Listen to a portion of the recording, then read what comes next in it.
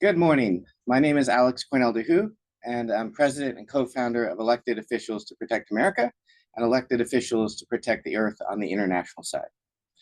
We're here today and so honored to have veterans and elected officials and appointees from the United States, Ukraine, and the United Kingdom. I'm very honored to see such an amazing crowd of talent and folks who are dedicated to their country and our energy security and international security and protecting our democracy and lands. Elected officials to protect America's mission and elected officials to protect the earth, we are dedicated to protecting our lands, waters, and democracy, internationally and locally. And really, this came to be for me when I was deployed with the Marine Corps in Fallujah. I came across a line of cars, trucks, and tractors, really as far as the eye could see. And it was dusk, so it was really hard to see what they were lining up for.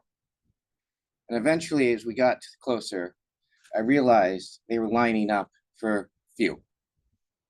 And because of the curfews, they were willing to risk their lives because of this single source of fuel.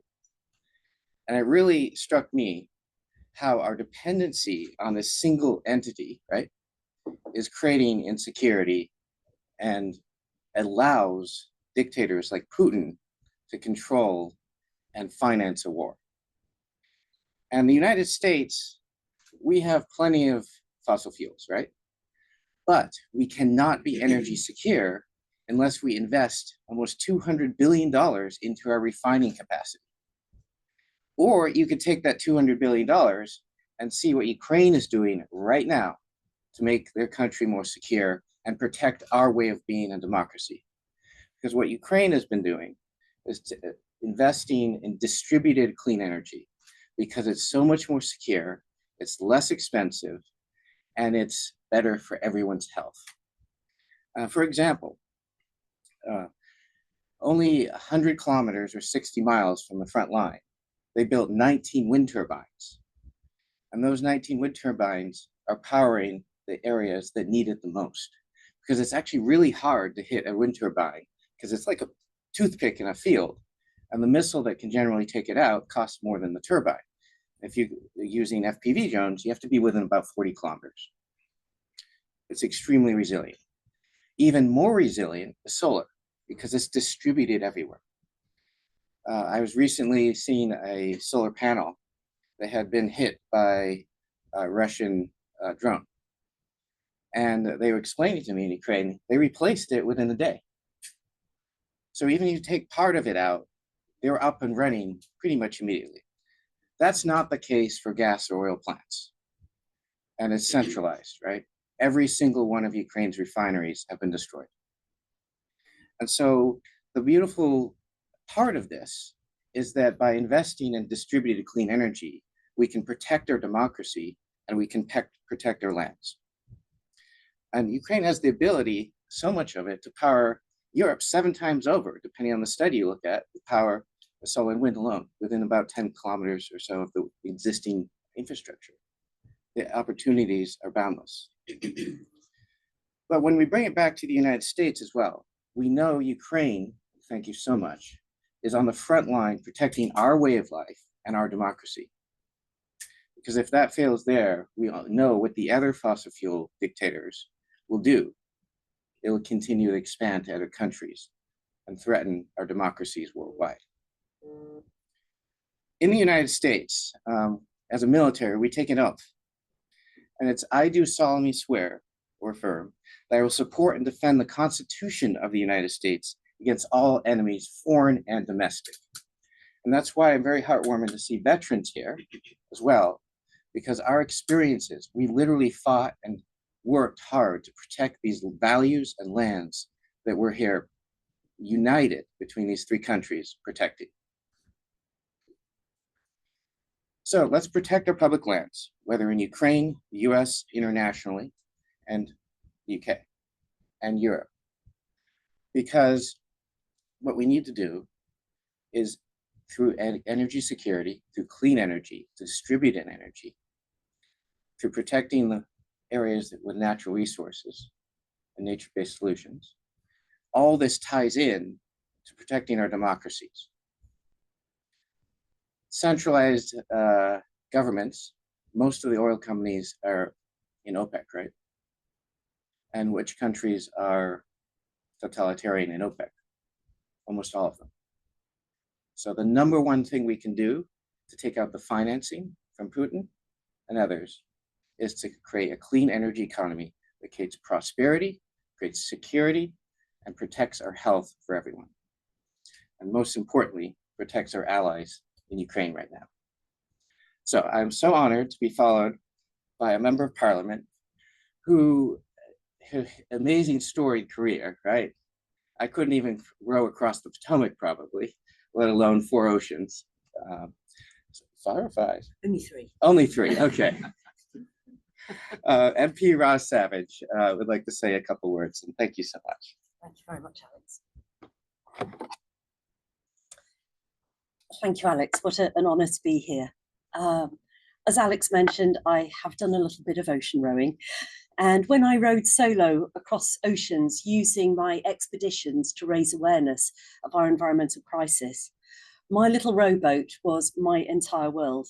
I had to carry everything that I needed to survive: food, water, ample supply of painkillers, and the ocean itself was my life support system.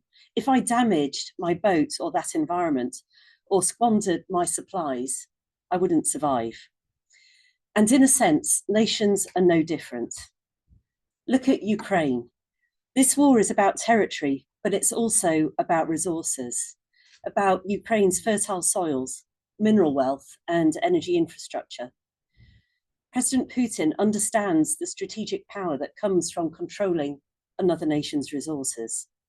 If Ukraine's rare earth minerals, farmland, and energy grid fall under his control, it would reshape the balance of power in Europe. But here's the truth. Sovereignty doesn't just come from military might or control over mines and energy plants. It also comes from the land itself, the forests that filter our air, the watersheds that supply our drinking water, and the farmland that feeds us. When these natural systems are sold off, stripped, or polluted, a nation loses its capacity to stand on its own. That is why President Trump's move to sell off or exploit America's public lands isn't just an environmental issue, it's a direct threat to national security. Every acre lost makes this country less resilient in the face of climate shocks, less able to feed its people, and less able to adapt to environmental crises. Protecting nature is as essential to sovereignty as defending your borders. Natural security is national security. And any attack on US public lands is an attack on the American people. These lands are not just beautiful views, they are your birthright. I've been lucky enough to spend a lot of time in this country and have admired its stunning landscapes. They truly are big and beautiful. They're also strong and resilient, but they're not indestructible. They're essential to the life of this great country. 70% of drinking water originates on public lands. The industry based on the great outdoors generates $1.2 trillion a year. Trump wants to use the proceeds of selling off the public lands to fill the coffers of a sovereign wealth fund. But your natural inheritance is your sovereign wealth fund, and far more precious and irreplaceable than money. There's a Native American proverb that only when the last tree has died, the last fish being caught, and the last stream poisoned, will we realise we cannot eat money. So I urge President Trump to consider his legacy, to protect the land, to build the clean energy. That is how this country will defend its environment, its economy, and its democracy, all in harmony with each other. And I urge the American people to stand up for your birthright, not just for your sakes, but for the rest of the world as well. The surest way to lose your power is to believe that you don't have any. Please write to your elected representatives, write to the president, remind them that another Native American saying, we do not inherit the earth from our ancestors, we borrow it from our children. Thank you. Now I'd like to hand over to Lord Risby.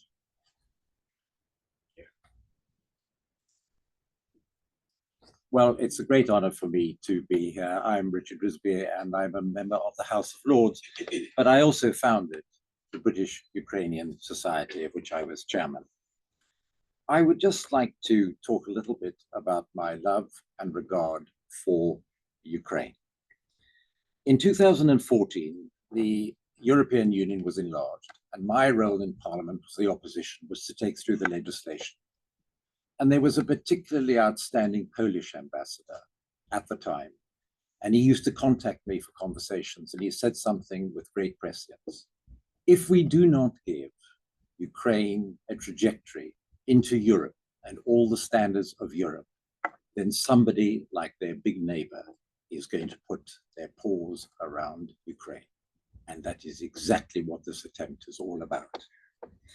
Now, President Putin has frequently said that Ukraine and Russia are indeed somehow one country, forgetting that every Ukrainian is absolutely brutally aware of the Holodomor orchestrated by Stalin, which took the lives of millions of Ukrainians by starvation.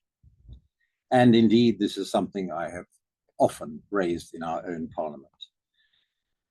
As our Ukrainian friends know, the British and Americans have such a powerful instinct for freedom and democracy. And recently I attended a highly significant event at the US Embassy in London, the theme being the unique relationship between our two countries and how it can be further advanced. Let me just say this. The horrific invasion of Ukraine by Russia has been a dramatic wake-up call for European countries to increase defense spending and reinvigorate NATO. As a British legislator and as a proud ally of your country, I just say to our American friends, thank you. But when this terrible war ends, there's going to be a reckoning. There have been such shocking acts of torture, rape, and execution. Ukrainian cities have been ruthlessly attacked, and even small villages like Iryna in the Chermihiv region suffering appalling cruelty and consequent deaths. In London, I recently attended an event organized by the UK Friends of Ukraine, highlighting the thousands of children abducted and sent to Russia. Child trafficking is on a grotesque scale during this war. It is therefore imperative that the US and UK continue to show resolve in working with our international partners to take all necessary steps for the immediate return of these innocent and helpless children. In the United Kingdom, I am proud that many municipalities have taken the initiative to form grassroots, community-led relationships with their Ukrainian partners and counterparts. And I know that many USA municipalities are also doing the same thing. And this is a kind of subnational diplomacy, which is part of a very important process of coming together. And I'm particularly proud of the region-to-region relationship that has been forged between the County of Kent and the Chermihiv Oblast. This pioneering partnership has come about because ordinary people who understand and want to respond to the destruction of going on in the country of Ukraine, that they want to work together. And I thoroughly applaud that this level of activity is being undertaken with such enthusiasm and with such compassion. Once this terrible war ends, there will be a massive land mine clearing arrangement to be put in place. It already exists, building upon the significant work that charities have already undertaken across Ukraine. We need, of course, to get the Ukrainian economy growing again, re-establishing the developing and encouraging the high technology sector in particular. We need now to offer comprehensive incentives on tax to get this underway. When Russia invaded Ukraine, It was not just invading a country. It was seeking to erase a way of life built on liberty, dignity, and freedom. And so it is challenging these ideals that is so important. I would just like to end by showing you something which I wear. This was something given to me by the Ukrainian embassy in London. And somehow there's just one word on here. And it is so strong in my mind, and I'm sure the minds of everybody in this room. It somehow exemplifies the character of the people of Ukraine. It says, unbroken. Thank you.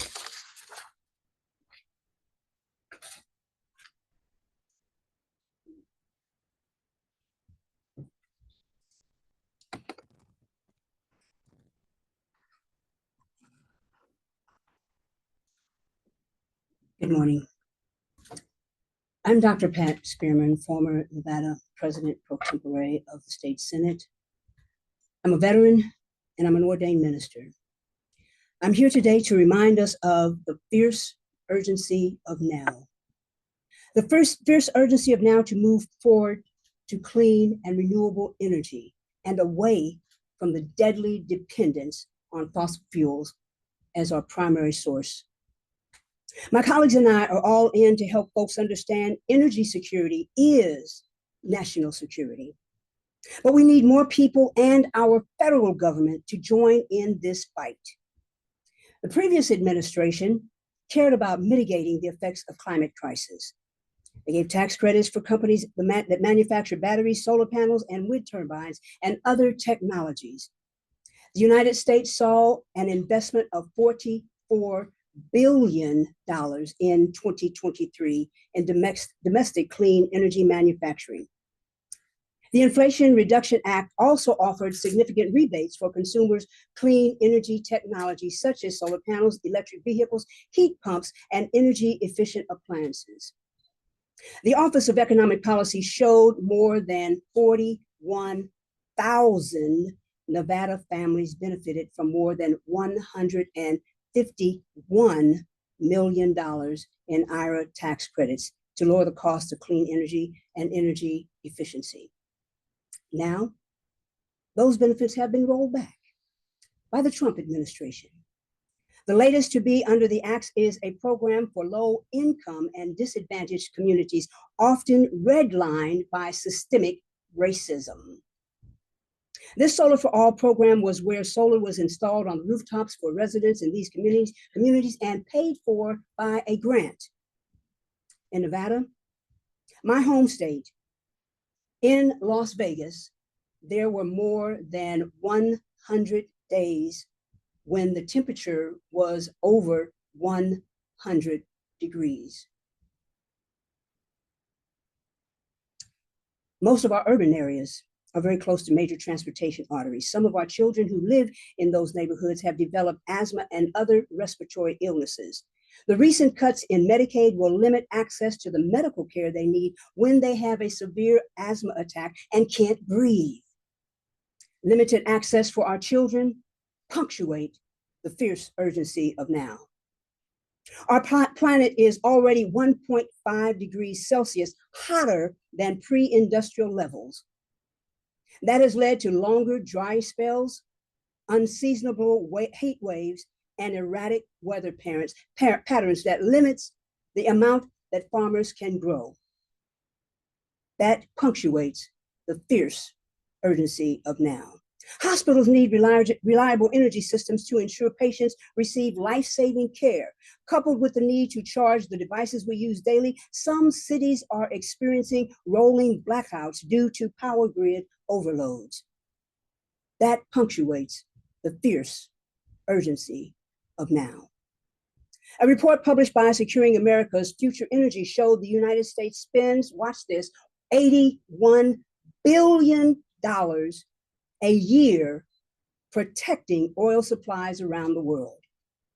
There's an extreme absurdity for spending that much money on fossil fuels while simultaneously cutting programs that provide food for children and families, cutting Medicaid and for our most vulnerable citizens, dismantling options for people to pay for post-secondary education, cutting teachers' wages, ignoring the need for more affordable housing, immediate funding for mental health support, and eliminating some workforce development programs which renewable energy would provide. Redirecting $81 billion from securing fossil fuel supplies and redirecting it to pay for human and social service programs in the United States punctuates the fierce urgency of now. Some experts have suggested that the cost that the US has done in many wars in the 20th and 21st century have been the direct or indirect cause of trying to guard, protect, and bring more fossil fuels in. If the recent actions that our country took against Iran spiral downward, Iran could decide to compromise the transportation efforts in the Straits of Hormuz. If that happens, yet another war. A few years ago, some of my colleagues and I took a group of veterans who were disabled on a tour of Washington. And they were coming from being in combat in Iraq or Afghanistan. And while I was walking beside one of the veterans, he turned to his fiancée and he said, "Honey, show the colonel our prom picture." He was so excited. She said, "She didn't want to hear that." He said, "Show it to her." I said, "Yeah, let me see it." He showed me the prom picture that they had taken at their senior prom in 2002. He was 6 feet 2 inches tall. In March of 2004, he was a double amputee in a wheelchair and effectively 5 feet tall. Protecting our human treasure and reducing the number of Gold Star families in yet another unnecessary war punctuates the fierce urgency of now. So, my brothers and sisters, we have the methods and the means to create more clean energy options right now. So resources and money, that's not the obstacle. My question today is, will we take the courage, unflinching advocacy, and determination necessary to meet the fierce urgency of now? God bless us and have mercy on all of us if we do not decide to reduce our dependence on fossil fuel consumption, because there is a fierce urgency of now. Thank you.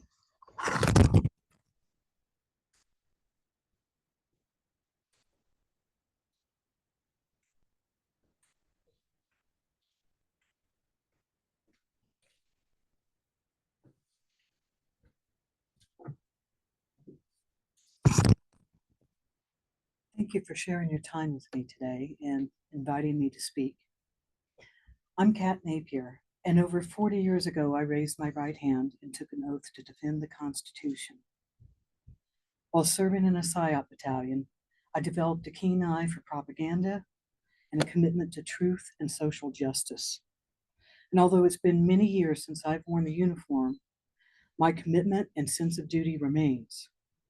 It's what brings me here today.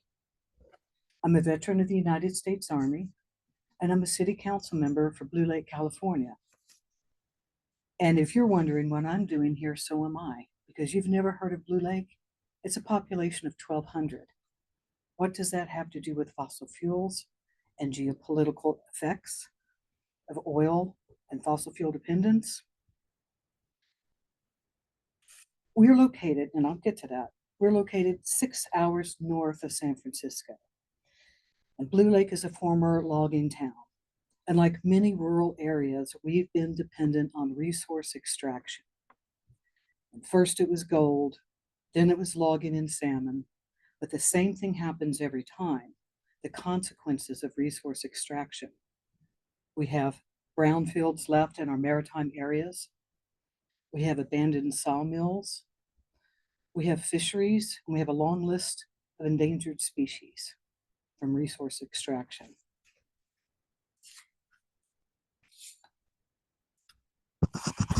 All of this has made our economy weaker and our future uncertain. And Blue Lake, like most towns in Humboldt County, is in the wildland-urban interface. And what that means is we're right there by the forest. And the impacts of climate change are already upon us. Our local energy supply in Blue Lake is tenuous. We now have to endure public safety power shutoffs, which are planned shutoffs, a controlled outage so that we don't spark another wildfire. Wildfires that occur because we no longer get the rains that we need, because the winds are higher, more forceful. We now have more days with heat advisories, and we have more days without rainfall. Homeowners insurance is quickly becoming unaffordable, and while some major insurance carriers remain, others have pulled out of California completely. This will have huge implications for generations of people who the majority of their wealth is in their homes. In the winter, the storm season comes, and with a new intensity, often resulting in rainfall, greater rainfall in a shorter period of time, washing out our roadways and closing off communities from the rest of us. And this can happen for days and for weeks at a time. Now it's too much rainfall and too much wind. These are all a direct result of our fossil fuel-driven climate change.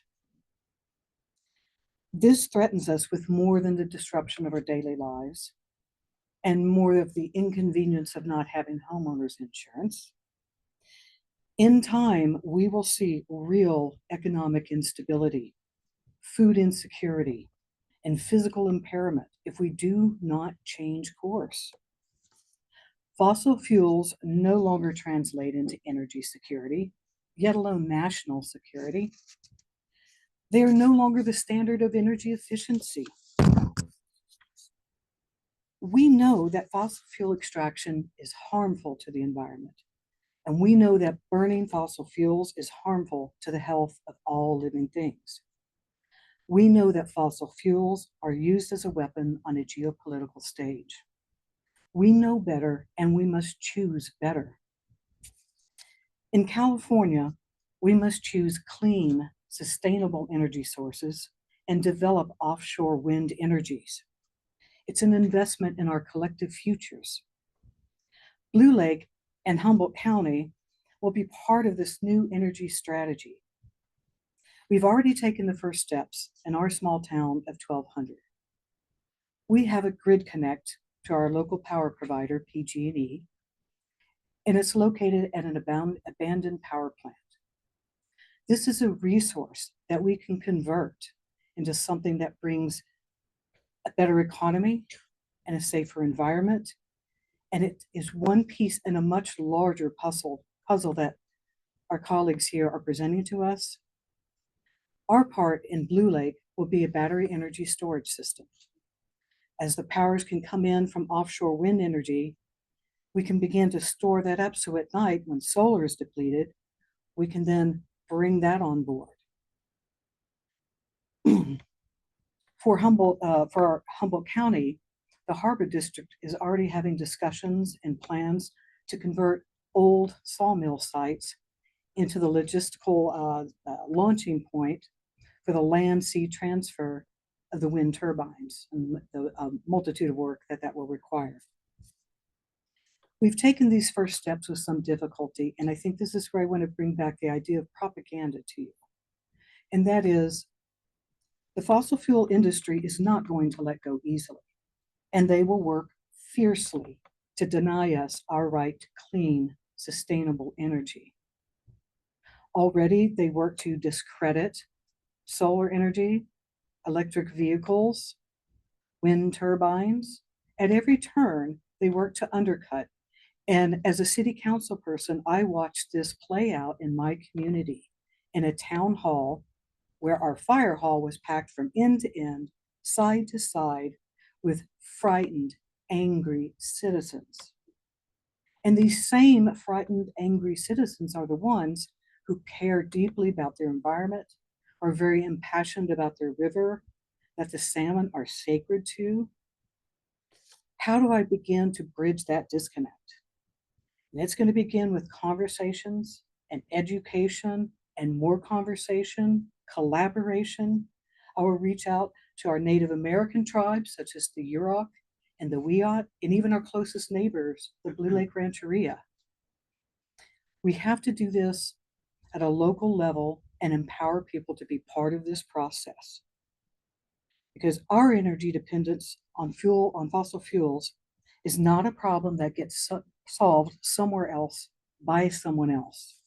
It starts in small places like Blue Lake, and all the little townships and districts and cities and municipalities, large and small.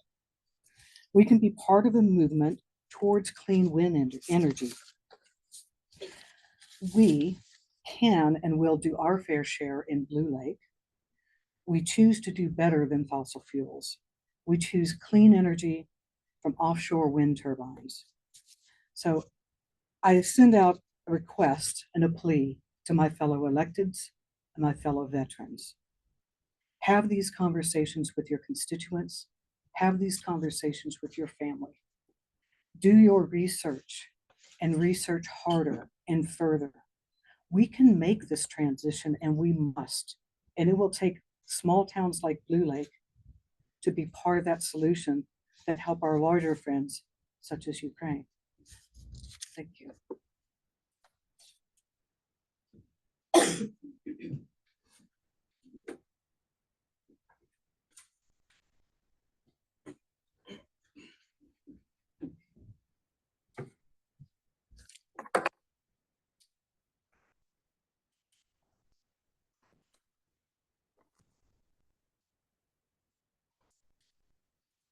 Hello, my name is Márquez, and I have the distinct honor of serving in the Arizona House of Representatives, representing District 5, which is Central Phoenix. It's also an honor to be here today with our allies from the United Kingdom and Ukraine.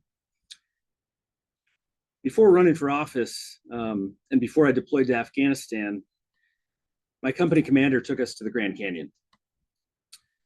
And we hiked to the bottom of the Grand Canyon, and the next day we woke up and we hiked to the top of Humphreys Peak, which is the highest point in Arizona.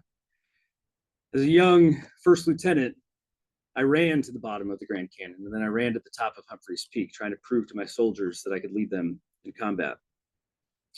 But that night, after we hiked Humphreys Peak around a campfire in Flagstaff, he told us that he brought us there so we knew what we were fighting for when we deployed to Afghanistan.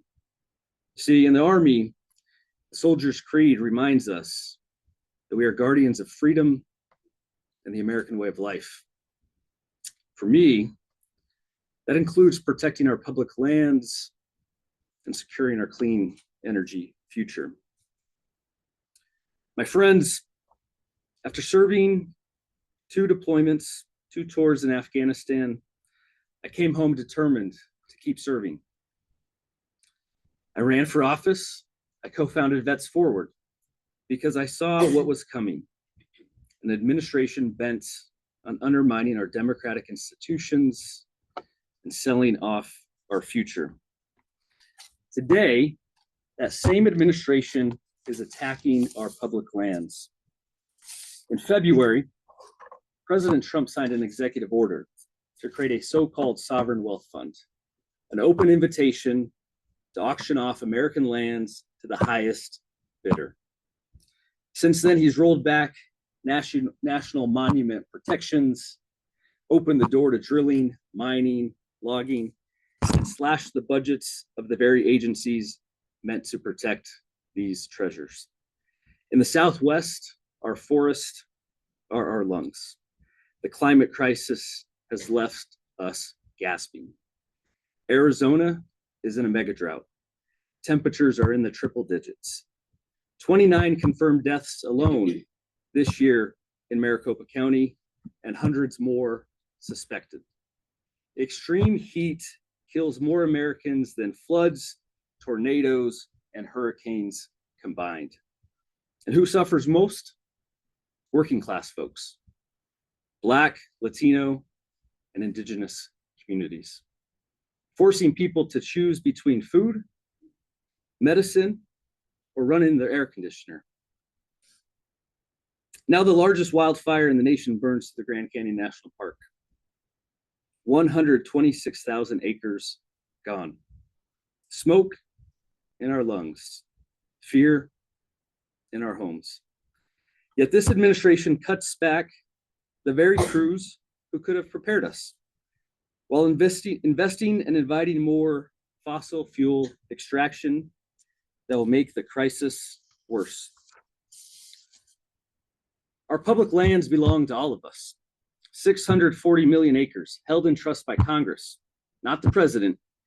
These lands are our birthright as Americans. Selling them off is wrong, and it is a betrayal. We need clean energy solutions, not more fossil fuels. We need an energy security Marshall Plan, solar and wind, microgrids for hospitals, schools, and cooling centers, so our people stay safe, our economy grows, and our planet heals. I served my country to defend it from all threats, foreign and domestic. Now let's make no mistake, unchecked fossil fuel use is a threat to our national security. Today, we're calling on Congress to do its job.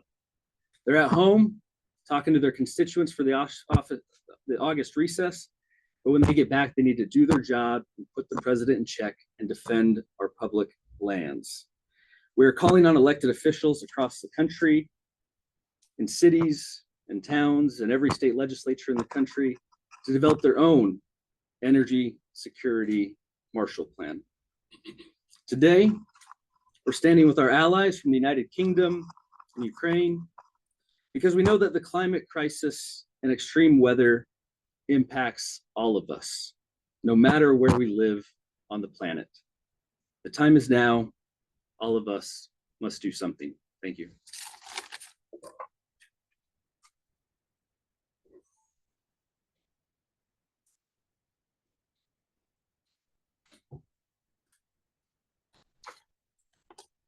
Good afternoon. I am Lieutenant Colonel retired Will Atkins, and as I've done over the last 22 years of military service in the United States Air Force, I care deeply about supporting and uplifting those that are the most vulnerable among us. And most of my military service was conducting humanitarian aid missions following natural disasters that were made worse by climate change.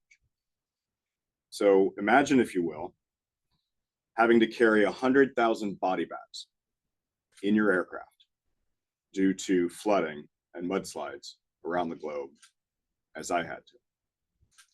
Imagine losing dear friends when their aircraft crashed while fighting wildfires in California and another one in Australia, as I have.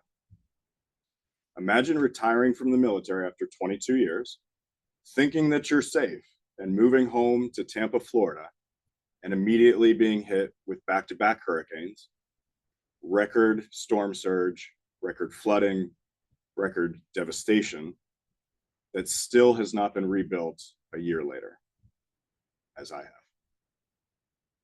We are seeing rising sea levels and flooding threatening our naval bases along the coast. We are seeing droughts causing coups in the Middle East. We are seeing a lack of food and water security sparking conflicts around the world. For all of those reasons, I believe that climate change is a national security threat, not just to my country, but to all of the countries represented here today and around the world.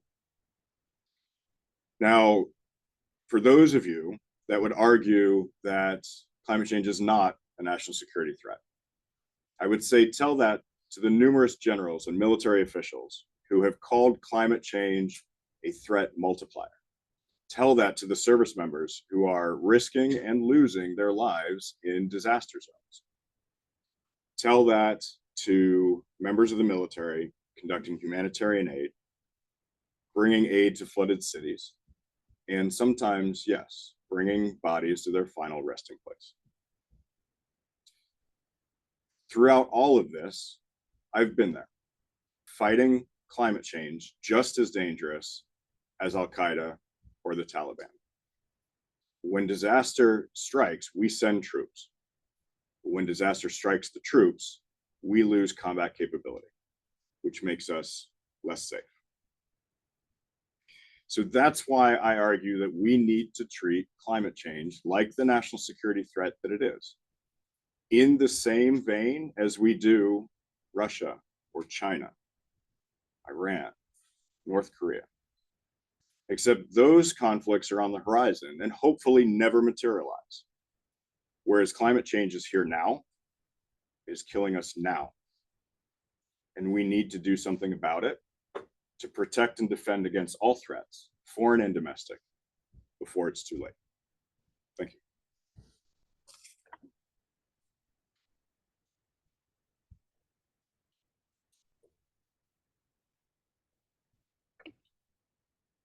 Good afternoon. My name is Svitlana Sushko. I'm from Ukraine. And my value is a human life. I will not go for a long speech, and I will not name you many numbers, which I prepared for you today, because I just realized that actually it doesn't make sense when you don't feel it, when your body don't feel it, or your family don't feel it. Just imagine a winter night in Ukraine when the temperature goes below freezing. My family sits as 1,000 other families in full darkness, no lights, no heat, just because some missile around strike the power plant.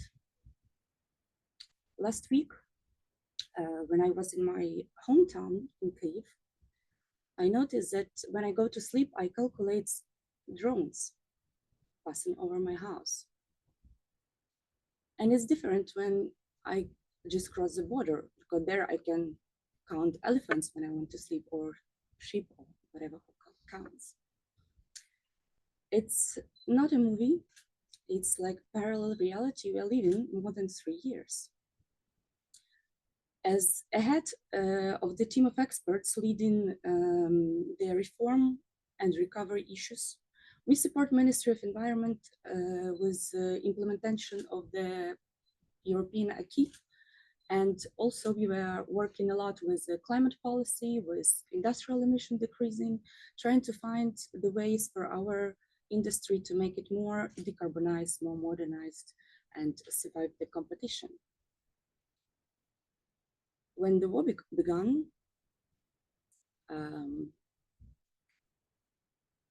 the connection between climate policy and energy security was no longer a matter of strategy. It started a matter of survival.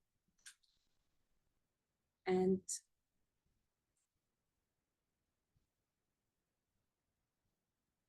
it was really complicated to realize how big was support of the United States. Started from emergency equipment to air defense, but Ukraine managed to hold the lights on above the houses, for hospitals, for schools, for all critical infrastructure, thanks to this help. Started from the full-scale war, Ukraine lost near about 9 gigawatts of generating capacity. And again, it's numbers. When you can't compare it, it's nothing, but it's about powering Mississippi state.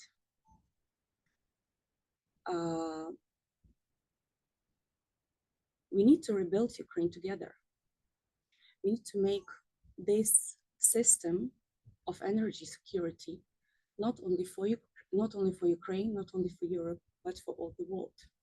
Because these projects, which I saw now in Ukraine, when the communities put solar panels on hospitals, when cities rebuilding their heating system just to survive winter, it's not just a green projects. It's our shield against the war. It's actually tools of our independence. Only together we can rebuild this security, because it's a global matter. It's not only Ukrainian problem. And I would like to thank to all Americans for support and call to continue this support, because winter is very close and we need to survive it together. Thank you.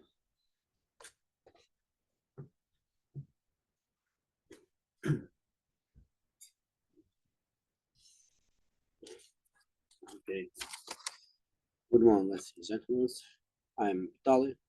I'm military. I'm Colonel of Ukrainian Armed Forces.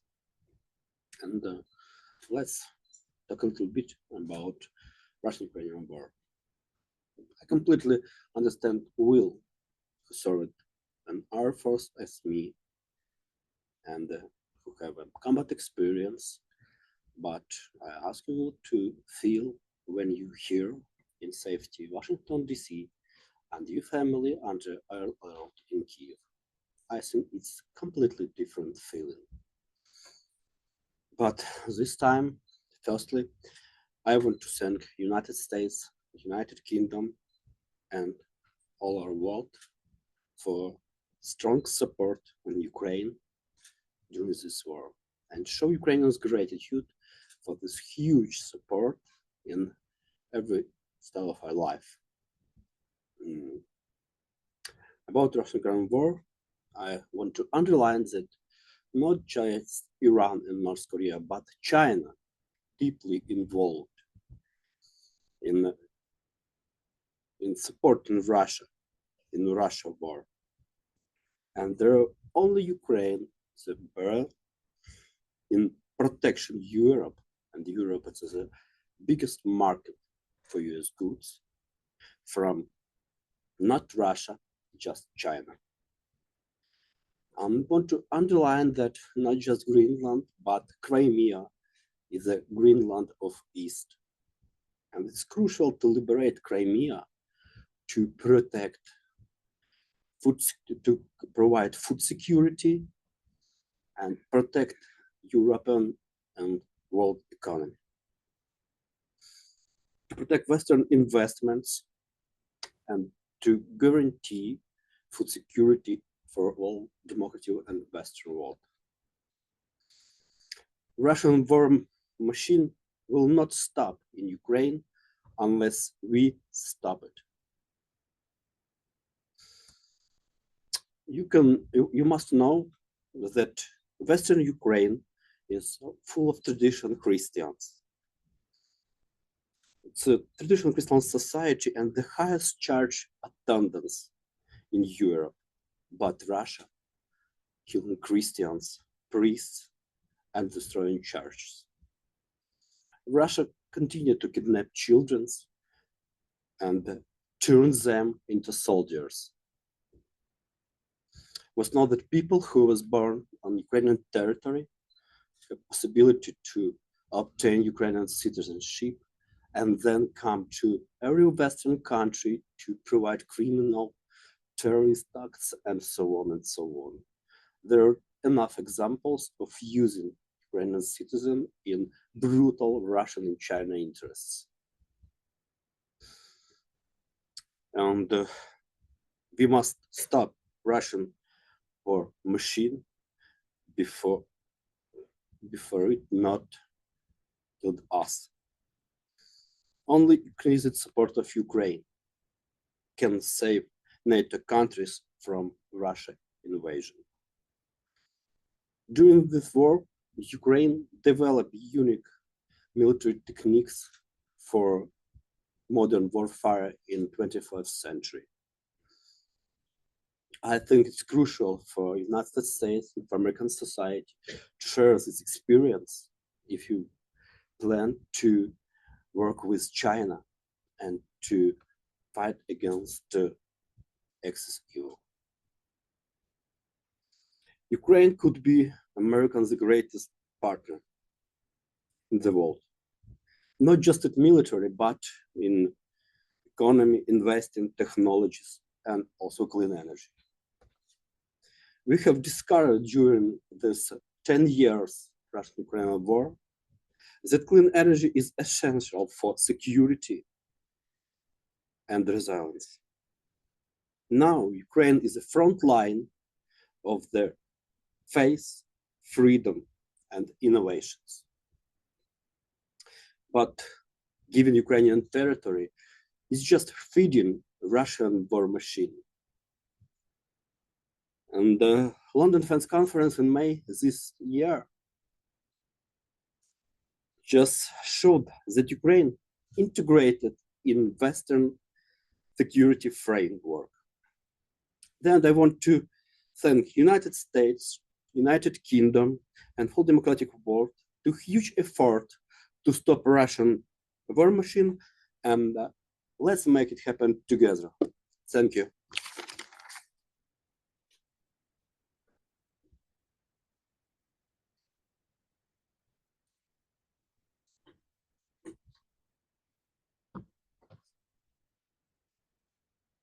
Hi, colleagues. Thank you for this opportunity to be here. And I'm here for two reasons. And first, because of war. And second, because we have incredible support, friends, partners, and common people around the world, especially US and Europe. We feel it, we took it, and we collaborate with all of them to support Ukraine just now. I'm first deputy mayor from a small community in the heart of Kharkiv region in East Ukraine. In 2022, it was only 30 kilometers from front line. And that time we haven't any plan for future, just for support our civilian army and shelter for people who lost their homes.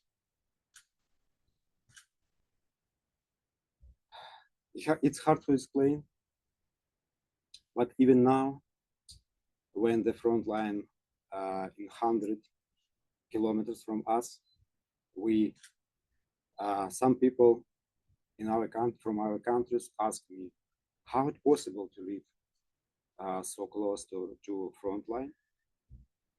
And the truth is we haven't any safe places in Ukraine at all. Doesn't matter you live in Kiev, Lviv, or Kharkiv. We just in danger every day. 3 weeks ago, Russian strikes on territory of our community and totally destroyed heating plants. One person died. Week ago, lots of Shahed destroyed a train station in neighbor community, and another died and injured. It's just normal of our life now.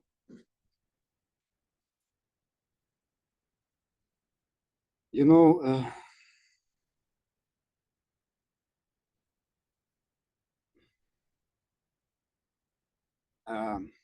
it's hard to say about it, but you know, you watch news and you know how it's going just now. Despite all of this,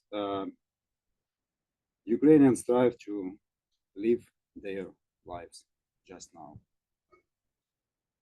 We support our armed forces and our civilian who needs in needs. And there is a third reason why I'm here. It's because I believe in future. I believe in future open democratic world, and Ukraine of part of this world. And it's because we make these efforts together. I believe in this future, and I believe in people in Ukraine, and I believe in partners and strong support of us. Before the war, we focused on energy efficiency, but now we worried about energy security. Every day we resolve the problem for electricity, for sustainable heating and sustainable water supply. And in this way, we have some achieves because we have support and we have the vision. For example, last year we built a solar station for critical water pump station in our community. This way, this year we have planned to build another solar station to other critical equipments. Just now we realized a project about support our heating plants for reserve electricity for each of them. And I appreciate our partners for support our energy security by energy security plan and any other important things we take and we improve together. So my strong opinion, we have a future, and this future in the open, peaceful, and collaborate world. Thank you.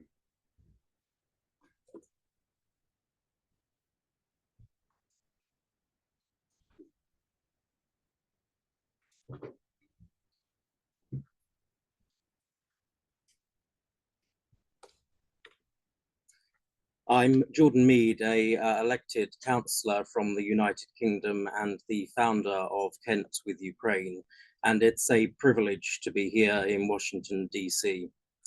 In 2022, as Russian troops rolled across the border into sovereign Ukraine, my role within my local community changed fundamentally.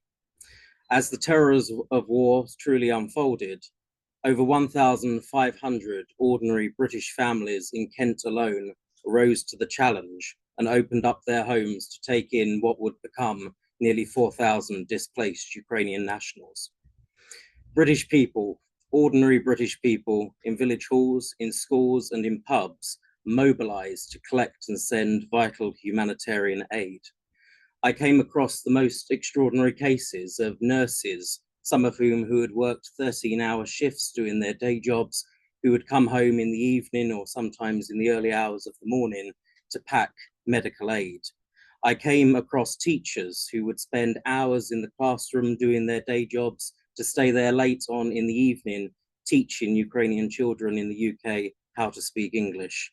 And I came across the most remarkable cases of people within the poorest parts of my community who would give absolutely everything, in some cases everything they had, to support the humanitarian efforts on the ground in Ukraine. And I often got asked, why did people in Britain do this? And it's simply because the British people throughout our long history have never liked a bully. The situation in Ukraine, seen through the British lens, is a David and Goliath battle. But in this case, David does not carry a slingshot, but he carries the courage of a people who simply refuse to be extinguished. But speaking plainly from what I've seen on the ground in Ukraine, we must never forget that the battle that is being fought every single day is a battle for us all and the values that we hold dear. It is a fight for the values that bind the United States and the United Kingdom, and indeed every free and privileged nation in this world. And I've seen those values of freedom and of liberty tested in the Chermihiv Oblast, a beautiful region in the north of Ukraine, where in March 2022, those people were encircled, they were invaded, in some places they were occupied, and they were brutalized by the Russian regime. Water was cut off, infrastructure was destroyed, families sheltered in basements as shells tore through their apartment blocks. Families taking refuge in hospitals and schools, the very hearts of their local communities, were then deliberately targeted. And in the worst cases, horrific war crimes which must shame us all were inflicted upon civilians who just hours before were going about their ordinary lives. But despite all of this, the people of Chermihiv and indeed the people of Ukraine simply refused to give in. And that's why I'm determined to use subnational diplomacy as a mechanism by which we can strengthen our local communities to make a tangible difference on the ground thousands of miles away. When pursuing the relationship between the people of Kent and the Chermihiv region back in 2024, I said that wars could never be won in council chambers. But what we could do is that through international, and in our case, region to region cooperation, is use ordinary people to make an extraordinary difference on the ground. And every single day, we're proving that concept in Chermihiv. So I say to communities across the free world to follow in the example that we've set in Kent and indeed in Chermihiv, to now forge your own partnerships, to continue to send that aid on a local level, to share your expertise, and to build lasting legacies. For when local leaders act, when grassroots networks are established and mobilized, we create a chain of solidarity that no one, not even the tyrants, can extinguish. And with that said, it is my profound honor to introduce you now and to hand over to two remarkable civil administrators from the Chermihiv region, who I consider it every day the privilege of my life to be able to work alongside. Thank you. Hello, everyone. I am Lesia Kozachok. I am from Chermihiv region of Ukraine, which has border with Russia and Belarus. And I want to talk about important role of cooperation in recovery and development of our territory. I would like to begin with a few words about the village Yagidne, which Lord Risby mentioned. I would like to talk about its losses and how cooperation with our international partners in bringing it back to life. Yagidne is a place of horror and abuse, where in March 2022, Russian soldiers herded all the residents into the basement of the school and keep them there extremely harsh conditions, without food, without water. More than 3,060 people, children and elderly people, the living and the died, and those who were losing their mind from the abuse were all together in the one room. In the spring 2022, the village was destroyed. Today, 2025, unfortunately, the war is continuing, but Yagidne is recovering. New housing, roads, social facility, all this is being done in cooperation with international partners. Today, in the eyes of the disheartened people, you can see hope and faith that their lives are being restored.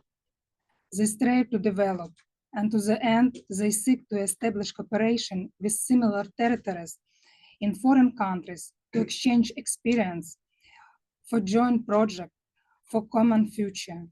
Today, Ivanivka community, which includes the Yagidne, begin cooperation with the territory of Kent. And this is one of thousands of stories of moving forward from despair. Their story are proof that even after dark times, with the support, is possible to find light. Hello, everyone.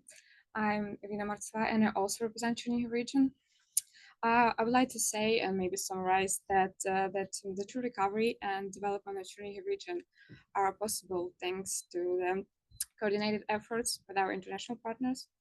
Our cooperation with the United States and the United Kingdom stands as a vivid example of how subnational diplomacy can transform a war-affected Ukrainian region and bring new opportunities and hope to this region. Together, we rebuild what was destroyed, strengthen the security, and lay a solid foundation for a peaceful and prosperous future. And this partnership is not only about infrastructure, it's also about commitment to freedom, democracy, and human dignity. And I would like to say thank you to our international partners, United Kingdom and United States, and the people for their support, their willingness to help. And I want to expand this cooperation. So thank you so much. And thank you for this opportunity to speak.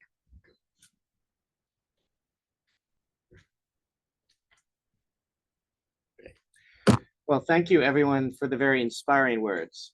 It's truly heartwarming, from the connection to the local all the way to the international.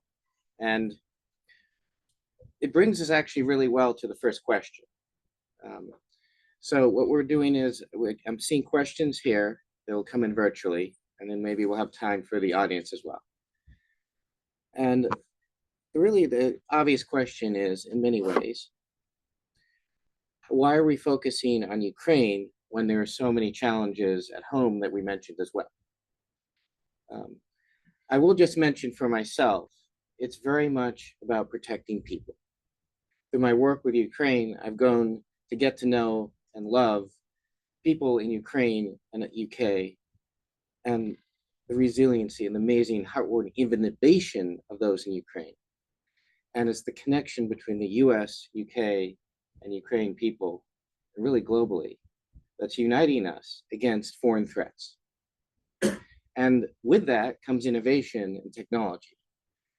So that's why we formed our sister city program and state oblast regional partnerships, which it's amazing to see happen here with Chermihiv, Kent, and looks like the state of Virginia and partners within it, right?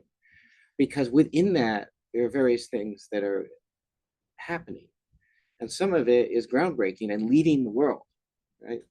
The work that Ukraine is doing on energy security and distributed solar is literally leading the world in a combat zone, right? If Ukraine can do it, anyone can. Pairing the cities with an AI model that looks at the policies within that city and models it, and then sees the economic output that can be improved by putting that policy in, particularly in distributed clean energy and creating more equality. That's part of the program here. And that's groundbreaking. We're bringing it between the three cities, right? They're in the audience too. So we're bringing these technologies here together to protect people regardless of the boundary or the border, because it's the people we love and care about that matter, that unite us, and really the mission that brings protecting the values of democracy forward. So I'd love to put the question to the group if someone would like to jump in. So why are we focusing on Ukraine when there are so many challenges at home?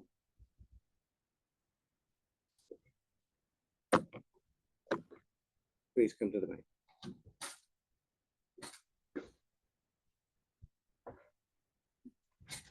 It's a very important question, and it really is worth some thought. what we have in our democracies is an unprecedented challenge today. If you see this terrible war taking place, who is supporting the aggression? It is countries like Iran, North Korea, and of course, China, amongst others.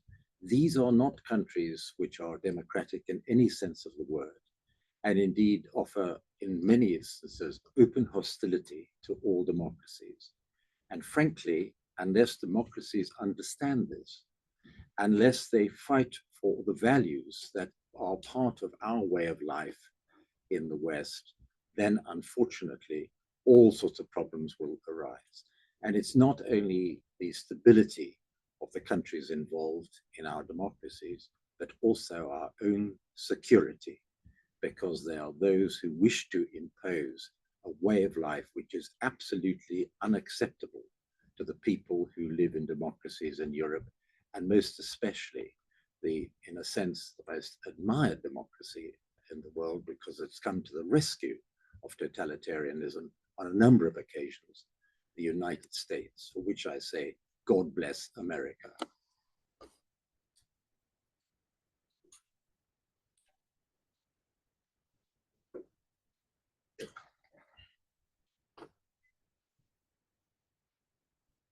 For me as Ukrainian, the answer is very simple. If Ukraine is not protected, if Ukraine falls, all your democracy will fall. Just because if the crime is not punished, tomorrow it can be somebody else, and it will be somebody else. And it will be other countries, more people will suffer. So it's not about Ukraine, it's about our common values.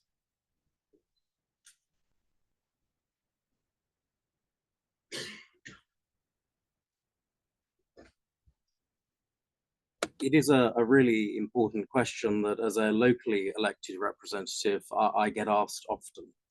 And my response to that question is always the same.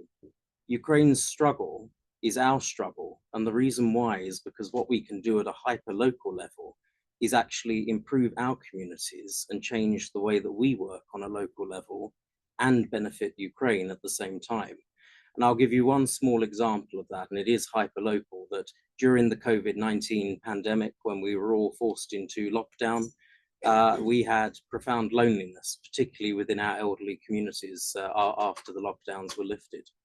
But what we've been able to do through our humanitarian efforts for Ukraine is bring elderly communities together, where they now sit and meet almost on a nightly basis, knitting hats for the children in orphanages in Chermihiv. It's one small project that is making a fundamental difference on the ground in Ukraine, but it's also tackling a problem, social isolation, which is something that our experts have been trying to tackle for the last few years without success. So when people say, what are the problems, why are we doing this for Ukraine? I think we need to turn the question around, going back to how can we improve our communities through our support for Ukraine?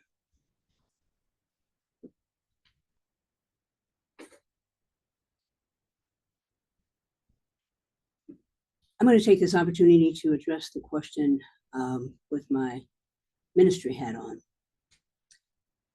I believe that religions around the world, and even for those people who do not believe in a higher power, the help, the aid, and the focus on Ukraine is all about the great commandment. We must take care of the least of these. And as a veteran who served my country to protect democracy, any tyrant in the world, make no mistake about it, you will not win, because we will always be on the front lines fighting for freedom. Thank you.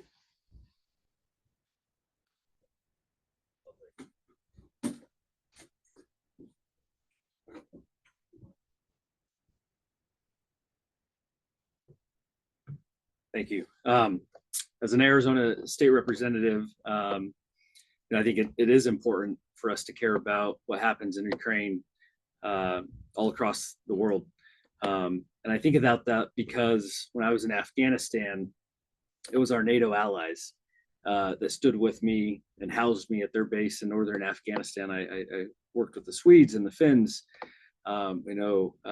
If we don't stand up to protect Ukraine, the rest of Europe is next. And I think energy security is so connected to protecting the free world so that we're not reliant on Russian energy or Iranian energy or any foreign adversaries' energies.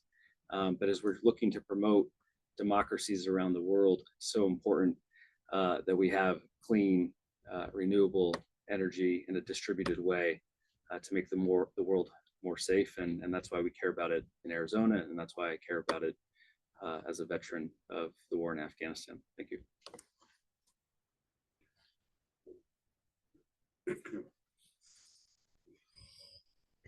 Thanks. I don't say like Ukrainian military. I want to underline that Ukraine is a huge example of Western world assistance, and now some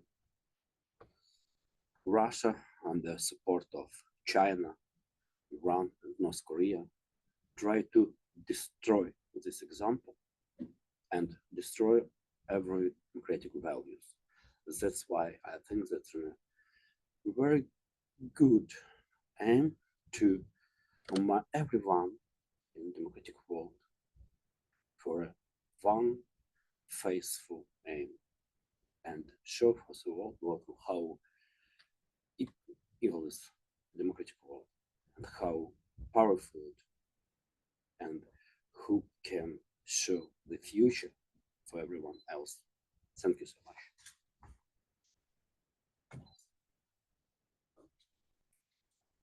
I'd like to mention a couple of things. One is in my constituency of the South Cotswolds, we have a significant influx of Ukrainians, most notably in Malmesbury, where we have a wonderful organisation called Malmesbury Stands with Ukraine. And we regularly celebrate Ukrainian traditional days and festivals. And I'm very grateful to have the Ukrainian community there that has enriched the cultural life of Malmesbury so much, albeit under such sad circumstances. Secondly, I want to mention that we're seeing this dynamic playing out in so many different ways of domination over, whether that is a perceived powerful country over a less powerful country, whether it is the rich over the poor, whether it's humans over nature. And we need to shift from that dominator paradigm to one of partnership, where we see that we can only have a sustainable and peaceful future when we respect the rights of others and recognize that even those perceived as less strong have so much to contribute. This is the only way that we can really create a better future for the generations to come, is to move into this partnership and away from the bully boy dynamics of domination.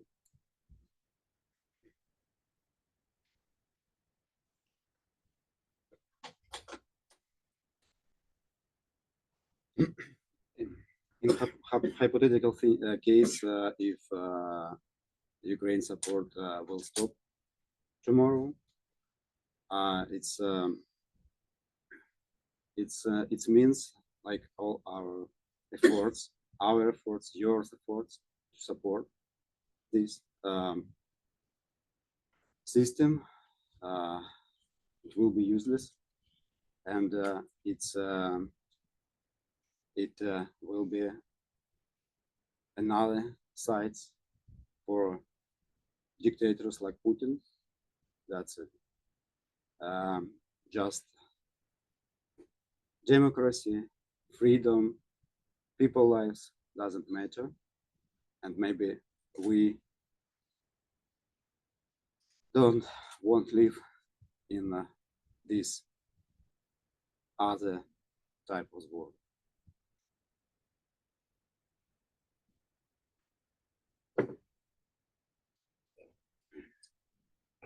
very eloquently and impactfully stated that we need to be able to protect Ukraine to protect ourselves and protect our planet.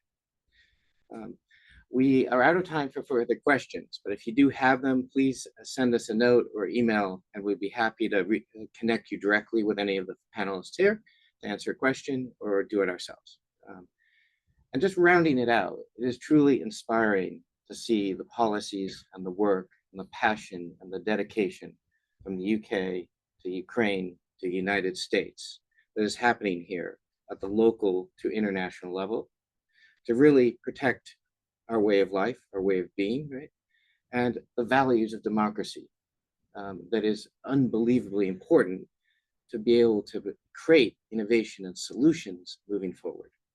And that's why the Energy Security Marshall Plan that EOPA and EOPE is putting forward includes the policies at the subnational level to national level and the local connections between the cities and the counties, the states and oblasts to be able to create the partnerships necessary to make both our countries, on all three countries here, prosperous and secure moving forward. So thank you, everyone.